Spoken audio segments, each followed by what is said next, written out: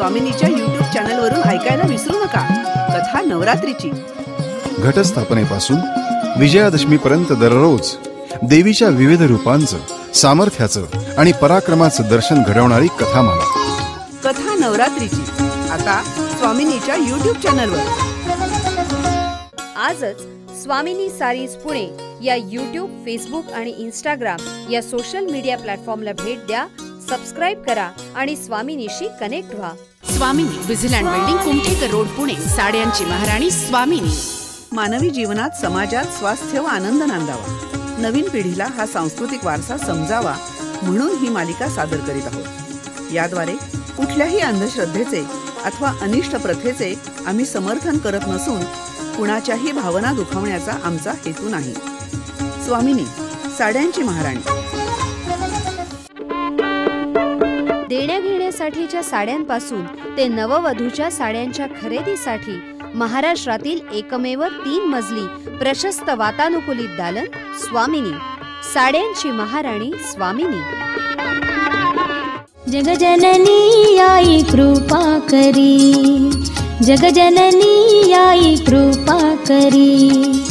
वरद हस्त तव शिरी धरी, वरद हस्त तव शिरी धरी. जगजननी आई कृपा करी, जगजननी आई कृपा करी. वरद हस्त तव शिरी धरी, वरद हस्त तव शिरी धरी. जगजननी आई कृपा करी. आजी, झाली का पूजा? आता तू मला देवीच्या युद्धाची कथा सांगणार आहेस ना? महिषासुराने कुणाला सांगितलं का युद्ध करायला? चक्षुर की आणि कोण गो? चक्षुर आणि चामर. हा. संग्रामाला सुरुवात झाली. महिषासुर म्हणाला, चक्षुर आणि चामर सम्राट, तुम्हा उभयतांकडून माझी खूप अपेक्षा आहे. देवानं यापूर्वी कोणाही नराकडून माझा वध होणार नाही असा वर मला दिलेला आहे. त्यामुळे या त्रैलोक्यात पुरुष तो एकटा मीच आहे. मी नराची जिथे मला भीती नाही, तिथे या देवीची काय कथा. आपण निश्चिंत राहावं. देवीच्या या सैन्य बळासमोर आपली एक सेनाच पुरेशी आहे. या त्रैलोक्यात उरलेला जो काही देवत्वाचा अंश आहे तोही आम्ही समूळ नष्ट करू.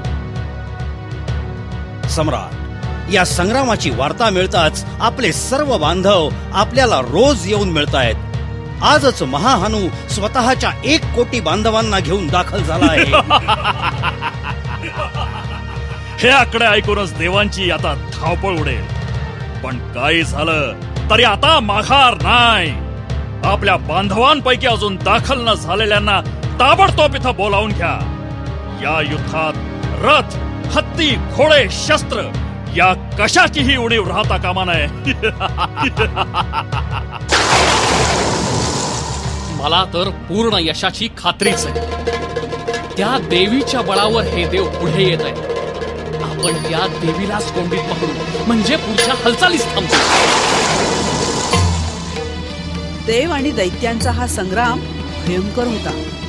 निरनिराळे बलवान दैत्य देवीवर शस्त्रास्त्र सोडत होते, पण देवी मात्र सर्व लीलया तोडून टाकत होती. सगळ्या राक्षसांइतकी शक्ती देवीकडे होतीच ना, मग ती त्यांना पराभूत करणारच. देवीचा सिंह देखील भयंकर गर्जना करू लागला. जणू काही राक्षसांच्या शरीरातून निघणाऱ्या प्राणांचा तो शोध घेत फिरत होता. त्यावेळी चक्षुर क्रोधित झाला. तो संतापाने गरजला, आता माझ्या संयमाचा कडेलोट झालाय. ज्याप्रमाणे पर्वत शिखरावर मेघ भयंकर वृष्टी करतो, त्याचप्रमाणे मी देवीवर बाणांचा वर्षाव करीन. चक्षुरा, तुझ्या समोर येण्याची मी वाटच बघत आहे. ये, तुझ्या सर्व बांधवांसह तू सामोरा ये. महिषासुराचा सेनापती त्या युद्धात मारला गेला. तेव्हा चामर पुढे आला. तो गरजला, आता मी माझ्या शूल अस्त्राचा वापर करेन. यापुढे देवीचा निभाव लागणं शक्यच नाही.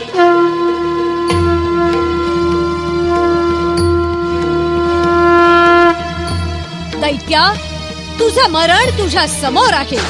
आता तुझ्या दुष्ट कृत्यातून त्रैलोक्याच्या मुक्तीची वेळ समीप आलेली आहे.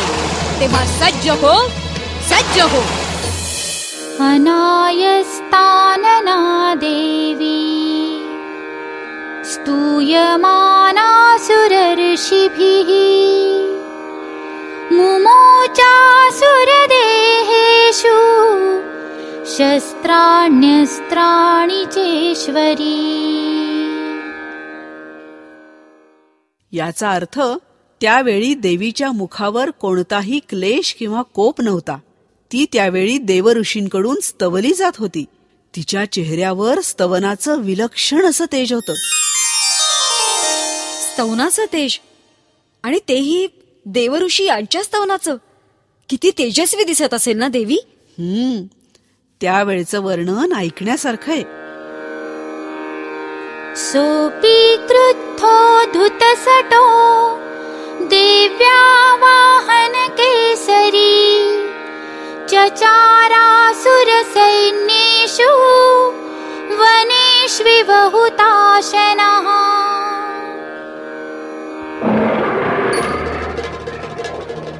देवीचं वाहन असणारा सिंह देखील क्रोधयुक्त झाला.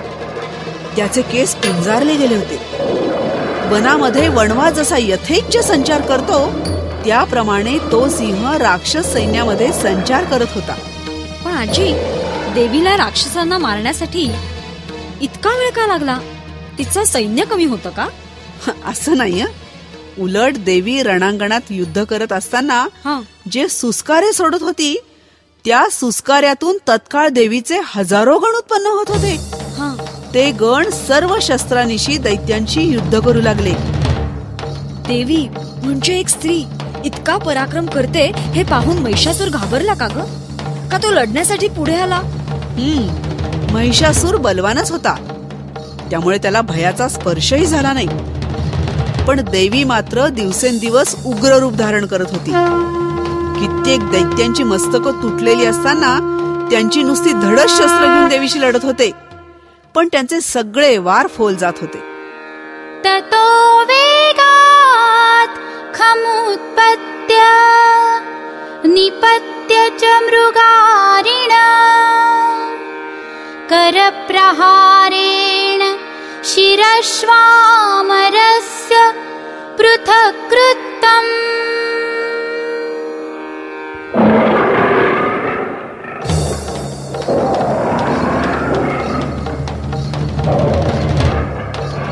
नंतर सिंहानं वेगानं आकाशात उड्डाण करून खाली येऊन हाताच्या प्रहारानं चामराचं शिर तोडून टाकलं.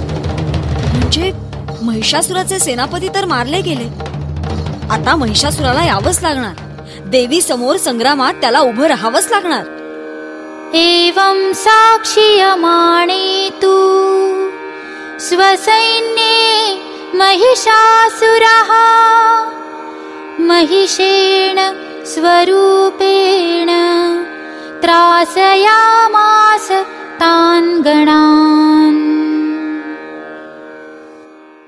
याप्रमाणे आपलं सगळं सैन्य नष्ट होतं हे बघून तो महिषासूर रेड्याच्या रूपात देवी समोर प्रकट झाला. म्हणजे आता खऱ्या अर्थानं देवी आणि महिषासुराची लढाई सुरू झाली. पण त्यानं घेतलेला हा अवतार देवीनं ओळखला असेल. अगं, देवीचं सामर्थ्य खूप मोठं आहे. तिनं त्याचं ते खोटं रूप लगेच ओळखलं. पण त्या रेड्याच्या रूपात असणाऱ्या महिषासुरानं देवीच्या गणांना प्रहारानं मारलं. पायाच्या खुरांनी, धावांनी, शेपटी आणि शिंगांनी अनेक गणांची शरीरं विदीर्ण केली. बापरे, हा महिषासूर देवीपेक्षा बलवान होता की काय? आता याचं उत्तर तुला उद्या मिळेल. या युद्धाचा शेवट, देवीचं आणि महिषासुराचं काय झालं ते मी तुला उद्या सांगणार आहे. कथा नवरात्रीची संकल्पना नावेद आणि जावेद शेख. लेखन श्रद्धा कुलकर्णी. श्लोक पठण धनश्री गणात्रा. सहभागी कलावंत सुनेत्रा मंकणी, हिमानी निलेश. विशेष आभार डॉक्टर अरुणा ढेरे. निर्मिती व्यवस्था शेखर काळे. स्वामिनीच्या YouTube चॅनलवरून ऐकायला विसरू नका कथा नवरात्रीची. घटस्थापनेपासून विजयादशमीपर्यंत दररोज देवीच्या विविध रूपांचं, सामर्थ्याचं आणि पराक्रमाचं दर्शन घडवणारी कथामाला. कथा नवरात्रीची आता स्वामिनीच्या YouTube चॅनलवर. आजच स्वामिनी सारीज पुणे या यूट्यूब, फेसबुक आणि इंस्टाग्राम या सोशल मीडिया प्लॅटफॉर्मला भेट द्या, सबस्क्राईब करा आणि स्वामिनीशी कनेक्ट व्हा. देण्याघेण्यासाठीच्या साड्यांपासून ते नववधूच्या साड्यांच्या खरेदीसाठी महाराष्ट्रातील एकमेव 3 मजली प्रशस्त वातानुकूलित दालन स्वामिनी. साड्यांची महाराणी स्वामिनी.